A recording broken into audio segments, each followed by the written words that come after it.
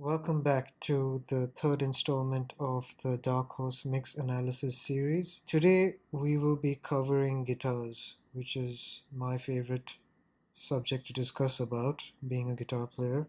We're going to go through the processing of the guitars as well as a couple of mixing tricks. So the song I have chosen for this demonstration is Downward Spiral. So let's have a listen to some sections.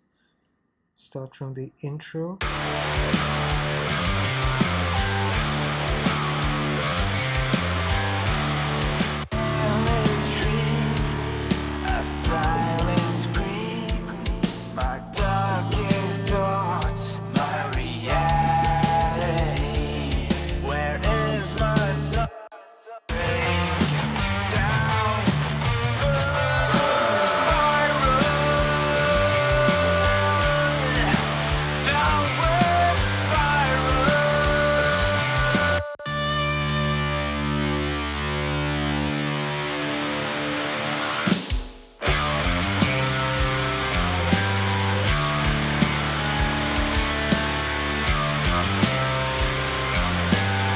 So we have two sets of guitars here. So number one is the distorted guitars, which sound like this.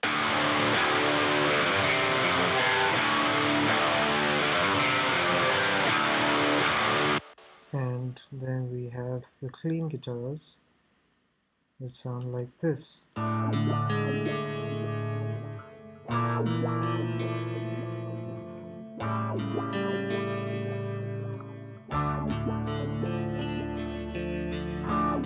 Alright, so let's talk about the signal flow here. So the guitars were played through my Fender Strat HSS model. So the clean tones were played through the neck pickup, and the distorted tones were played through the bridge pickup. And the bridge pickup is not the stock Fender pickup, but it was replaced by a hand-wound boutique pickup called Mama Pickups, called the model being Supernatural Omnia. So it has a different character from the usual stock Fender humbuckers, and yeah, it's more suited to metal and hard rock tones. And my guitar was played out through an analog preamp pedal, which also has a cabinet simulator in it. Emulates the Mesa dual rectifier amp and cab, and yet then it was directly recorded through my interface. Same with the clean, but the clean was just without the overdrive on. And there is another tone here which was a wah-wah. So in this case it was just my Crybaby John Petrucci special wah-wah before the preamp cab simulator pedal. So let's look at the processing of the clean tones. So I believe there's not much other than some delay and reverb. So all of my clean tones and even my guitar solo track is going out to an instrument bus. This instrument bus I use during mixing. So my bass and my guitars go out to my instrument bus where I control some of the high mids to control some harshness. So the first thing it goes through is an SSLG channel channel strip where I'm filtering out 9K and doing nothing else. And then it goes through the C4 where I'm compressing between 2K and 8K. And it's just a touch. The compression is more when all the tracks come in through the C4. So again, guitars don't need much compression anyway after they've gone through an amp. So it's just a bit of delay and reverb. So it might be an eighth note delay and reverb in this case. Yeah, it's an eighth note delay and a 4-second reverb blended in according to taste. So that's the clean tones. Moving on to the distorted guitars. So all my distorted guitars are going out to a distorted guitar bus, which then goes out to the instrument bus, which we saw earlier with the clean guitars. So again, the distorted guitars were recorded through the pedal, and there's no individual channel processing, but we have processing on the bus itself. So let's have a look at that. So the first thing we have going on is a low shelf. I've cut out some of the low end here. So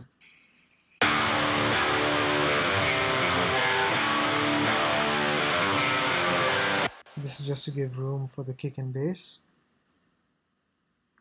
The next thing I have is the VMR. So the first thing I have the VCC channel on Brit 4KE with some drive. The next thing I have is the Air EQ Earth, where I am cutting out 100 Hz at a very gentle slope, 6 dB per octave. So I'm not losing all the low end information, again just keeping room for the kick and the bass. Although in genres like this you do not want to take out all the low end in your distorted guitars, because that is a major contributing factor to the sound.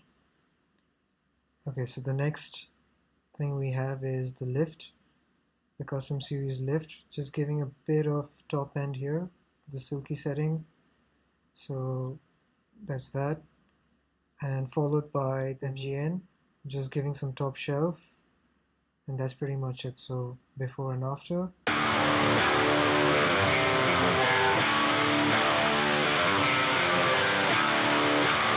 A lot more aggressive. So after that, I have a virtual tape machine. I've pretty much kept the standard settings and just making sure the needle is between 0 and 5 here to get the actual tape effect. So before and after.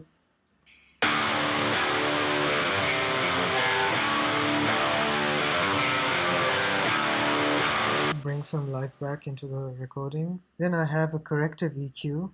So just use the standard Pro Tools EQ for this. So cutting out some of the harsh frequencies here. You can see at 3.2 kilohertz, at 2.7 kilohertz, and then again at 3.85.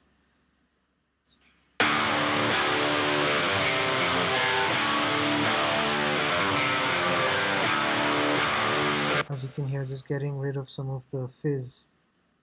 Then I have another Air EQ, and using it on the mid-side setting.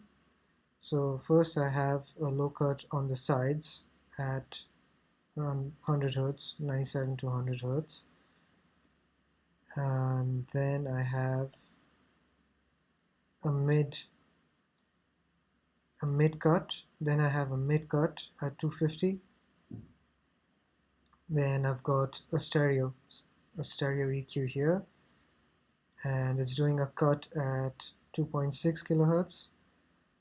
And then I have another side EQ here doing a boost at 1 kilohertz, and then another stereo EQ cutting at 4 kilohertz, and then a high cut. So let's have a listen to it before and after.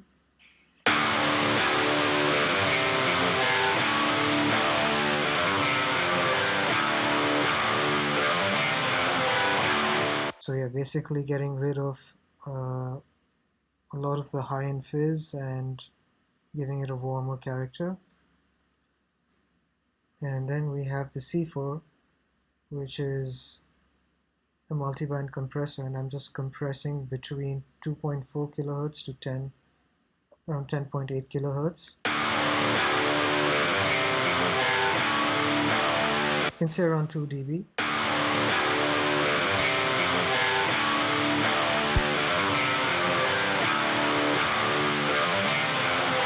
Yeah, you can hear it. We're getting there.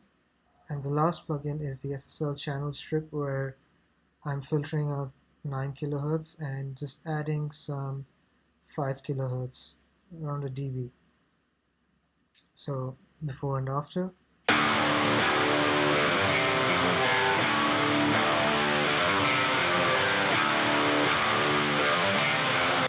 So all the plugins, let's have a listen to all the plugins disengaged and engaged.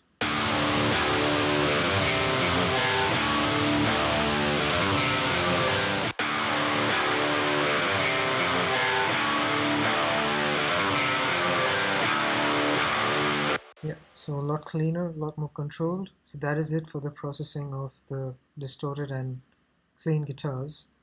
So moving on to some mixing tricks for the guitars. Here I have an instrument track which is printed out again. So let's have a listen to that.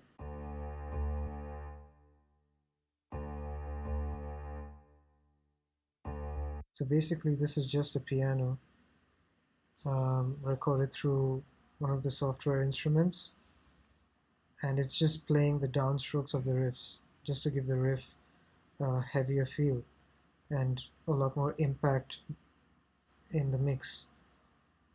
And the purpose of this is not to be heard but to be felt. So in the mix,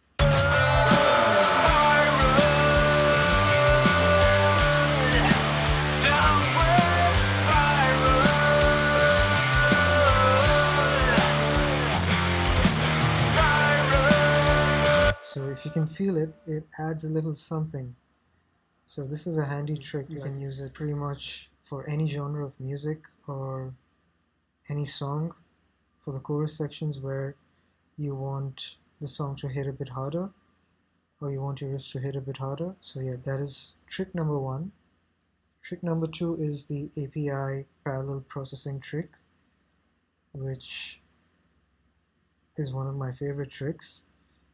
So I have a parallel channel here, and I just have an SSL G channel strip here just to emulate the sound of a console channel strip, and then followed by an API. You can have a look at the settings. So it's at the slowest attack, highest ratio possible, and the quickest release time. So let's have a listen to what this does. So we are now going to be hearing just the API.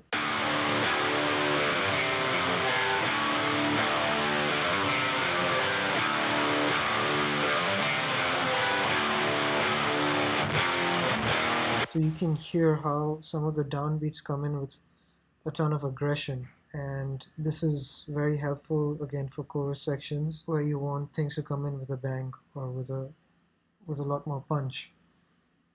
So in the mix,